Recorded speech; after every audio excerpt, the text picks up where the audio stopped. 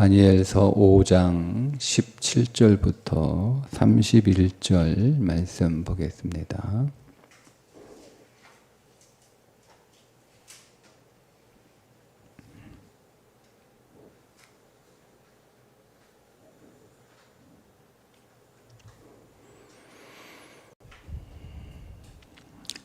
다니엘이 왕에게 대답하여 이르되 왕의 예물은 왕이 친히 가지시며 왕의 상급은 다른 사람에게 주옵소서. 그럴지라도 내가 왕을 위하여 이 글을 읽으며 그 해석을 아뢰리이다.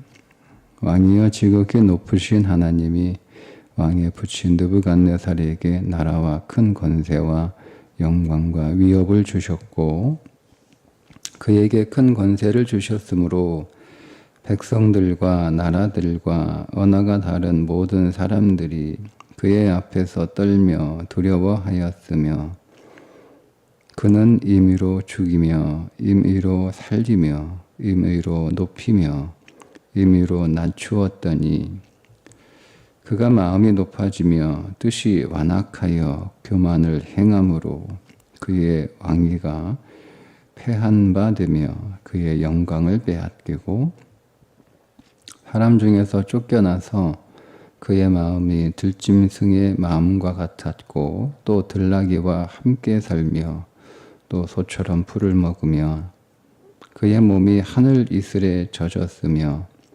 지극히 높으신 하나님이 사람 나라를 다스리시며 자기의 뜻대로 누구든지 그 자리에 세우시는 줄을 알기에 이르렀나이다.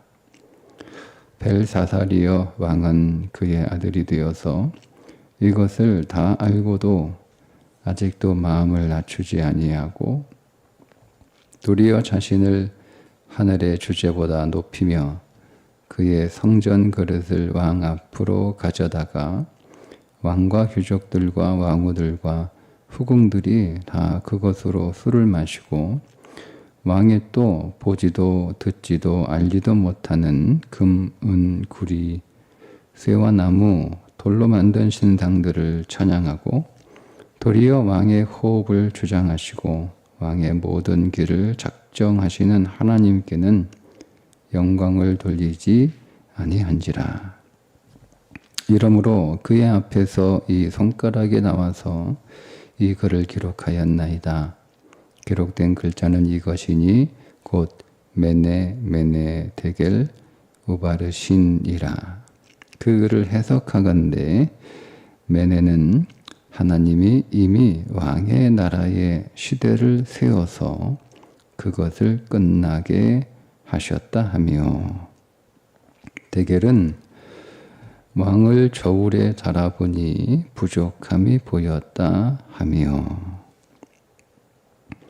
베레스는 왕의 나라가 나뉘어서 메대와 바사 사람에게 준 바 되었다 함이니이다 하니 이에 벨사살이 명하여 그들이 다니엘에게 자주색 옷을 입히게 하며 금사슬을 그의 목에 걸어주고 그를 위하여 조서를 내려 나라의 셋째 통치자로 삼으니라.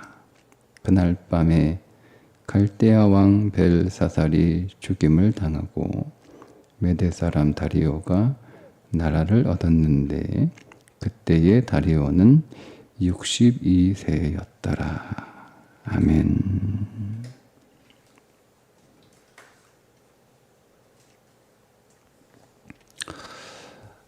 이제 벨사살이 보았던 복에 쓰여진 글자의 의미가 무엇인지 다니엘이 해석을 해 주는데 그 글자는 메네 데겔 우바르신 이렇게 읽습니다.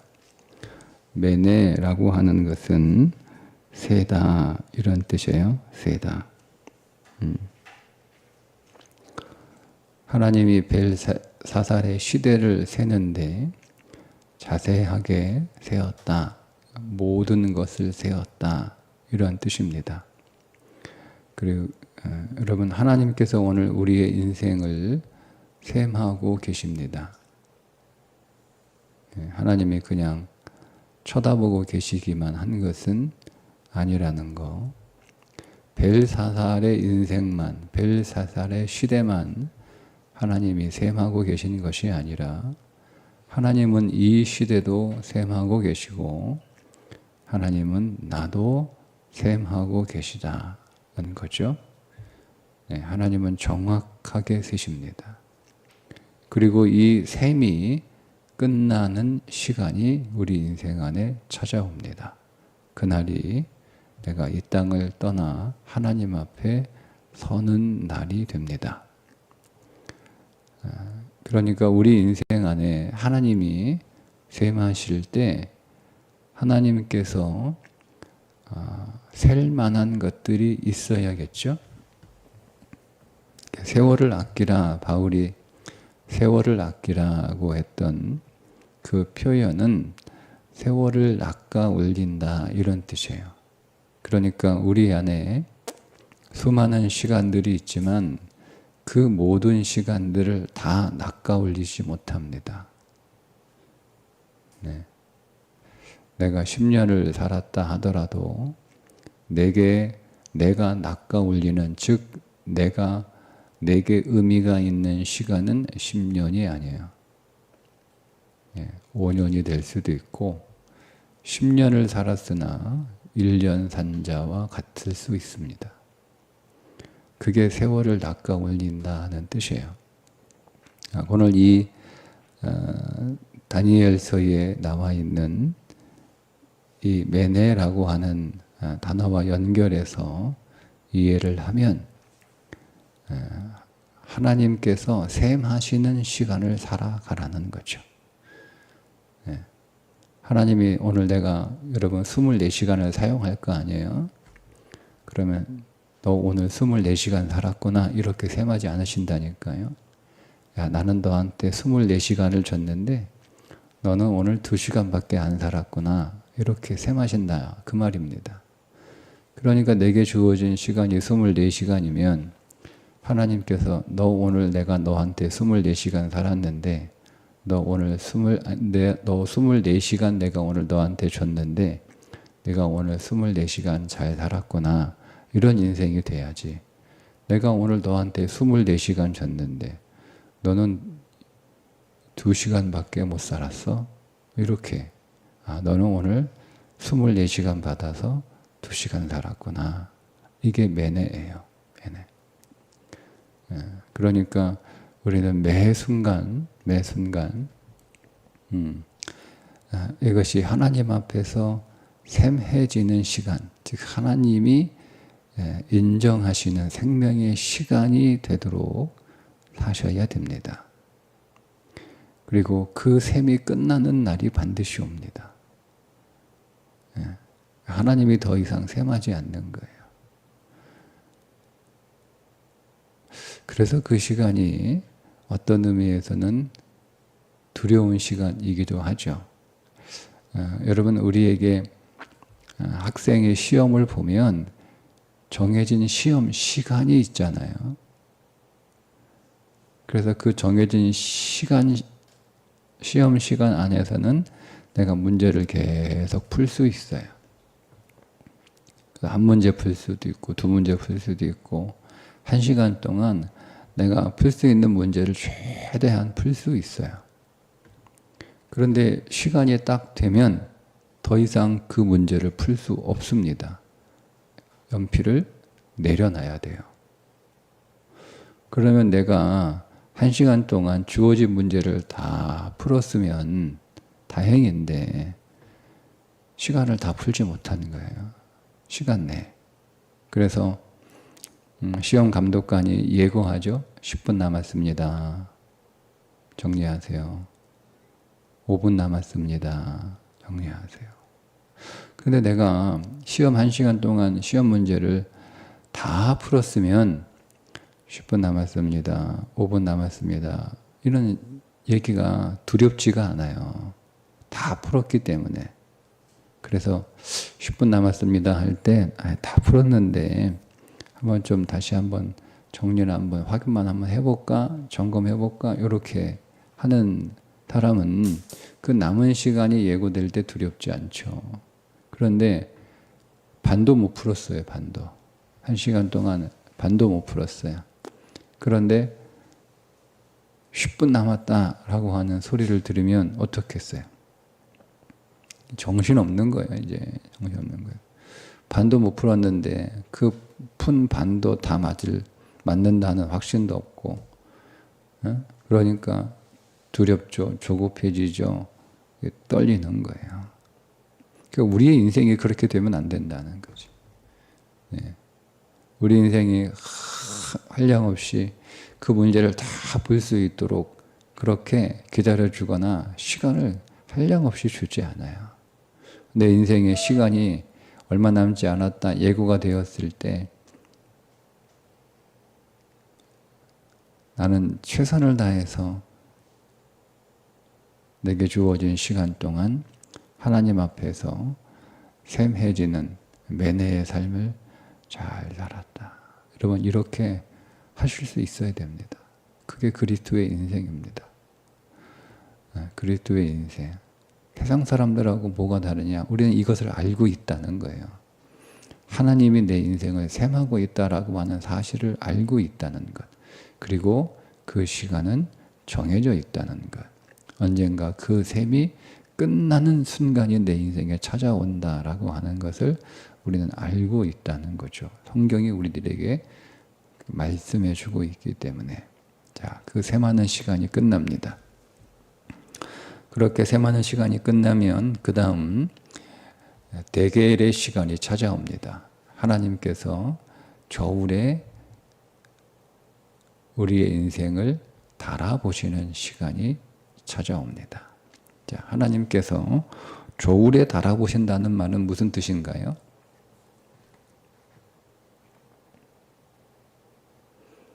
저울에 달아보신다는 말은 하나님 공정하게 달아보신다는 거예요. 누구라도 다 볼 수 있도록. 여러분, 장사하는 사람은 오래 장사를 하다 보면 딱 한 주먹 쥐어도 그게 얼마인지 정확하게 안 돼요. 장사를 오래 한 사람은 눈재정으로 이렇게 봐도 이거 한 근이다. 진짜 한 근이야? 한번 달아봐. 이렇게 해서 달아보니까 진짜 한 근이에요. 응? 자, 그러면 여러분 하나님께서 이렇게 오늘 우리의 삶을 세워보셨을 때 오늘 우리가 얼마나 하나님 앞에서 인정받을 수 있는 삶을 살아갈지 하나님은 딱 보면 모르실까요? 아니 사람도 오랫동안 장사하면 딱 눈대중으로라도 딱 한 근이면 정확하게 한 근, 어떤 사람은 정확하게 킬로그램까지 맞추더라고요. 네? 그런데 하나님은 그거 못 하시겠어요? 근데 왜 하나님이 저울에 달아보십니까? 저울에. 하나님의 저울은 누구나 다 인정할 수밖에 없는 공정한 저울이라는 거예요. 그래서 딱 이렇게 눈대중으로 봐도 한 근인데 저울에 달아보니 진짜 한 근이에요. 그렇지만 저울에 딱 달아보는 거예요. 달아보는 거예요. 사람들에게 보여주는 거예요. 이거 한 근 맞지? 정확하게 한 근이지? 그 모든 사람이 맞네. 저울에 보니까 다 정확하게 한 근이네. 하고 이 사람의 삶이 한 근이라는 것에 대해서 누구도 거기에 대해서 이의를 달 수 없을 만큼 공정하다는 거예요, 여러분. 하나님의 저울은 공정하다는 거예요. 제가 누누이 말씀드리죠. 구원은 은혜로, 상급은 하나님의 저울로 받습니다. 네. 그래서 하나님이 지금 우리를 셈하시고 계신 거예요. 우리가 구원을 은혜로 받았을 뿐만 아니라 우리가 살아가는 삶의 매 순간마다 그 모든 것들이 다 하나님의 선물이요 하나님의 은혜인 것은 맞습니다. 입니다. 그러나 오늘 우리의 셈이 다 끝나고 하나님의 저울에 딱 올라갔을 때 거기에는 공정만 있을 뿐이지 은혜가 없어요. 예. 그 아니 누구는 야 너는 무게가 한 10근 된다 하고 하나님이 누구는 야 너는 1근밖에 안 된다. 아 너는 한 5근 되는구나. 이렇게 하나님이 말씀하시면 여러분 다 사람은요 내가 저 사람보다 잘하는 것 같아요. 사람은 다 내가 저 사람보다 예수 잘 믿은 것 같고 사람은 다 내가 저 사람보다 더 교회 충성한 것 같아요. 다 그렇죠. 다 그렇죠. 다 내가 제일 잘해. 사람은요 자기가 제일 잘해요. 사람은 자기가 다 제일 잘났어요. 모든 사람이 그래요. 저를 비롯해서 여러분 다 똑같습니다. 아유 그래도 나보다 저 사람이 더 나아. 이렇게 생각하는 사람은 정말 특별한 사람이에요. 그러니 하나님이 야 너는 5근, 너는 10근, 너는 1근 이렇게 하면 공평하지 않다고 생각합니다. 나는 10근 같은데 왜 난 5근이라고 그러지? 이렇게 한단 말이에요. 저 사람은 1근밖에 안 돼 보이는데 하나님이 10근이라고 그러시네? 이렇게 된단 말이에요. 그래서 하나님이 몰라서가 아니라 그 자리에 공정한 심판의 자리라고 하는 것을 우리들에게 깨우치시기 위하여 이 저울로 벨사사들의 삶을 달아보았다라고 말씀하시는 거예요. 그 자리는 여러분 공정한 자리입니다. 공정한 자리입니다. 누구 더 봐주고 덜 봐주고 이런 거 없어요. 우리가 나중에 그 저울에 올라간다는 사실을 여러분 기억하셔야 됩니다. 그런데 이 벨사살은 기준의 미달인 거예요. 안타깝게도. 그의 나라는 기준의 미달이 돼서 우바르신 갈라버린다 뜻이거든요. 쪼개버렸어요. 쪼개버려.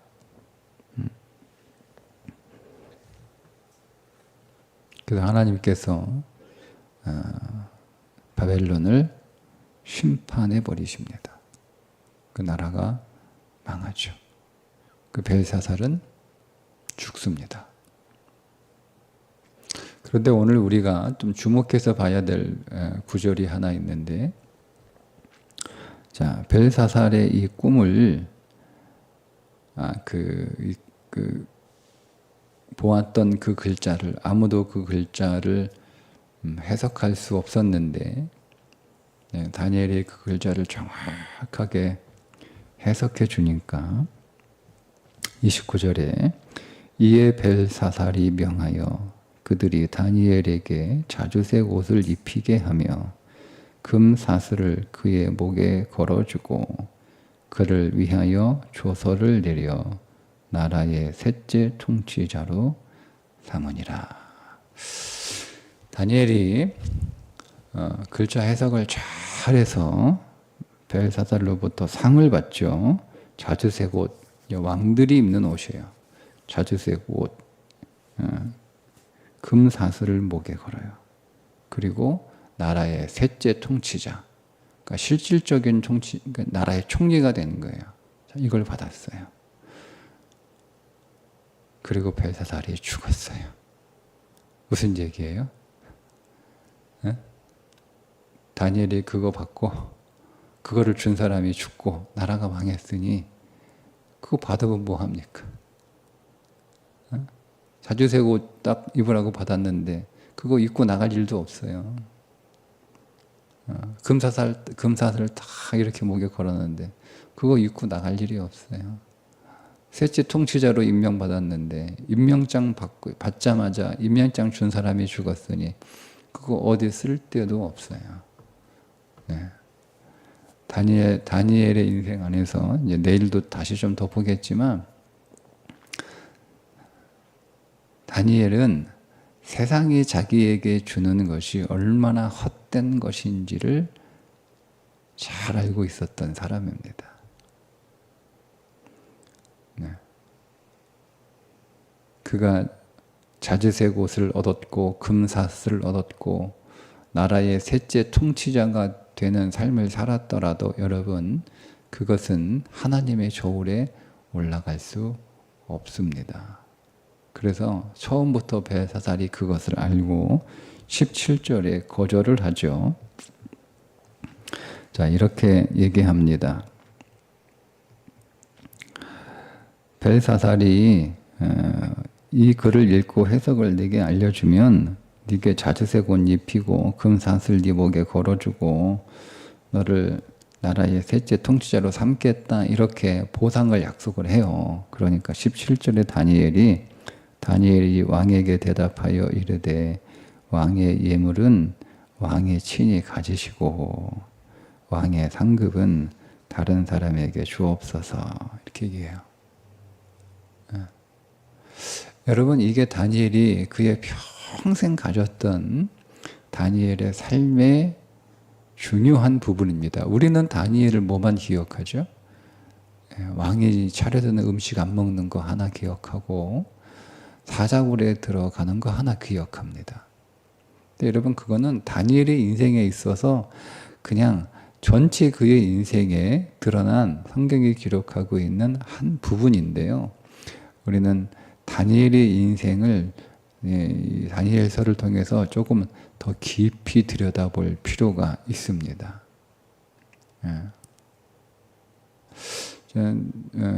다니엘과 같은 삶을 살고 싶다 이런 생각이 처음 들었어요. 다니엘처럼 성공하고 출세하는 사람이 되고 싶다는 뜻이 아니고요. 다니엘은 철저하게 자기를 관리했던 사람이에요. 다니엘은 자기 관리가 정말 무서울 정도로 철저했던 사람이에요. 내일 제가 그걸 좀 더 자세하게 나눌 텐데 내가 이번에 다니엘서를 묵상하면서 그거를 깨달았어요. 다니엘서는 정말 무섭게 자기 자신을 철저하게 관리했던 사람이구나.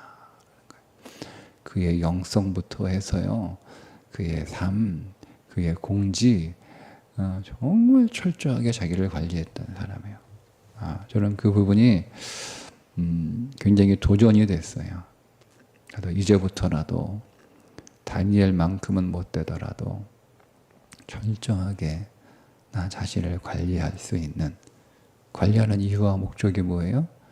하나님의 저울에 올라가서 근수가 더 나가야죠. 그러려면 자기를 관리할 수밖에 없어요. 세상에서 여러분 아무리 자주 옷 입혀줘도 그거 하나님의 저울에 못 올라간다니까요. 세상에 여러분 내 목에 금사슬 걸어줘도 그거 하나님의 저울에 올라가지 않아요. 세상의 셋째 통치자가 돼도 그것이 하나님의 저울에 올라갈 수 있는 게 아니라는 거예요. 다니엘은 그걸 알았어요. 하나님의 저울에 올라갈 수 있는 것과 하나님의 저울에 올라갈 수 없는 것이 무엇인지를 잘 분별할 수 있는 사람이고, 여러분 인생은 분별이 돼야 관리가 되는 거예요. 인생은 분별이 안 되면 관리를 못 해요.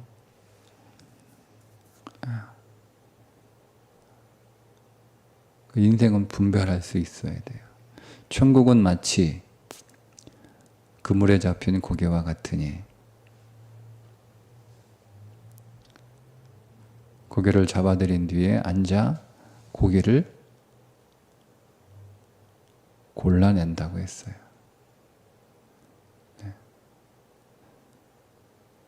그러니까 알아야 골라낼 거 아니에요. 알아야. 어릴 때 아버지가 고향에서 밤을 한 자루 이렇게 따오시면 그 골라내거든요. 썩은 밤하고 안 썩은 밤하고. 그 옆에서 이제 아버지 하는 거 도와드리겠다고 앉아가지고 골라내는데 뭐 알아야 골라내지. 그러니까 알아야 분별하는 거예요. 알아야. 분별할 수 있어야, 그래야 관리할 수 있는 거예요. 내 영혼 육을.